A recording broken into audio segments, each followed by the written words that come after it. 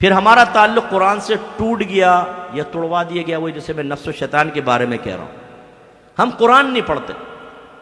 قرآن وہ چیز ہے کہ اس میں اتنے پر تاثیر مضامین ہیں کہ اگر ہم اس کو ترجمہ تفسیر سے پڑھیں تو دل کی دنیا ضرور بدلے گی، کیونکہ اللہ کا کلام ہے نا.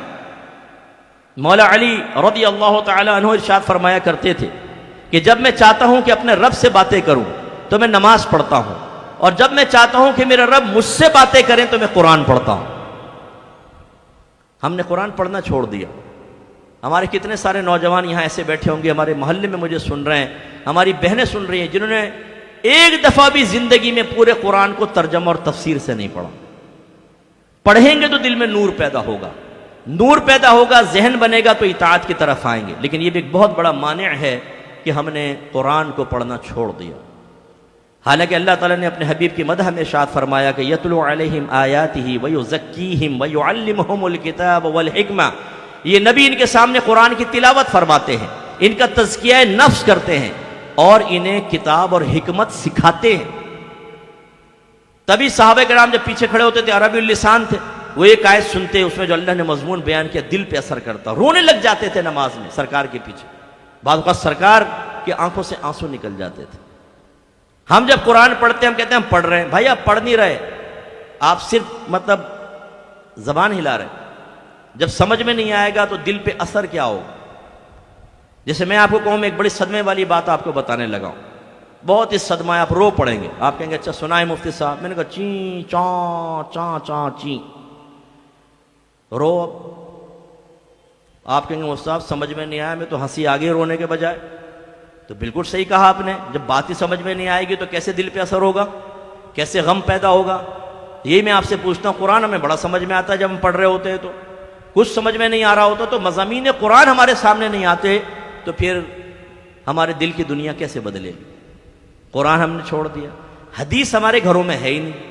عجیب محبوبیت ہے کہ اگر کسی کو معاذ اللہ لڑکے کو لڑکی سے پیار ہو جائے، لڑکی کو لڑکے سے عشق ہو جائے، عشق مجازی شیطانی چکر، اور اس کا میسیج آ جائے، ابھی بیان میں آ جائے نا، نوٹیفیکیشن ٹنگ آواز آئے، ٹیڑھی آنکھ سے دیکھا، اوئی زلیخا، ایک لمحہ نہیں لگائے گا، فوراً کھولے گا، مفتی صاحب آپ لگے رہو میں ادھر دیکھ لوں.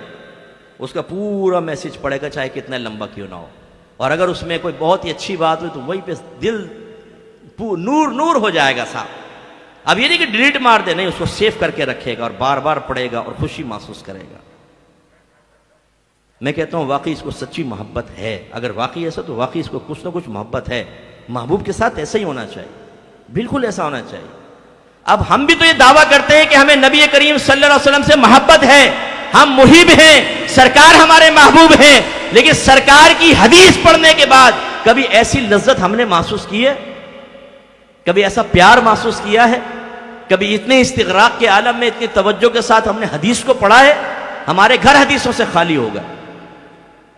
کسی کے گھر میں سیاہ ستہ کا سیٹ شاید ہی ہو، شاید ہی بہت سارے ایسے بیٹھے ہوں گے جنہوں نے کبھی بخاری کو اپنے ہاتھ میں لے کر دیکھا ہو، بلکہ آنکھوں سے بھی دیکھا ہو، ہاتھ میں لینا دور کی بات، بہت ہی کم. تو جب حدیث قرآن نہیں پڑھیں گے، حدیث نہیں پڑھیں گے، دل میں نور کیسے پیدا ہوگا؟ قرآن بھی یاد رکھیں اللہ کا کلام وحی ہے، حدیث بھی وحی ہوتی ہے. اس میں فرق یہ ہوتا ہے کہ جو قرآن کی وحی ہوتی ہے اس میں مفہوم بھی اللہ کی طرف سے ہوتا ہے اور الفاظ بھی اللہ کی طرف سے ہوتے ہیں. نبی کریم اپنے پاس سے الفاظ نہیں بدل سکتے، وہی بیان کریں گے جو اللہ نے نازل فرمائے، جو الہام فرمائے، انہی کے ذریعے وہ مفہوم بیان ہوگا. حدیث یہ اللہ تعالیٰ الہام فرماتا ہے اپنے نبی کو، یہ بھی وحی ہوتی ہے، لیکن اس میں سرکار کو اجازت ہوتی ہے کہ آپ اپنے الفاظ میں اس کو بیان کر دیں. اسی لیے قرآن کو کہتے ہیں وحی جلی اور حدیث کو کہتے ہیں وحی خفی. ہیں دونوں اللہ کے کلام، اور دونوں چیزیں ہم نے چھوڑ دیں.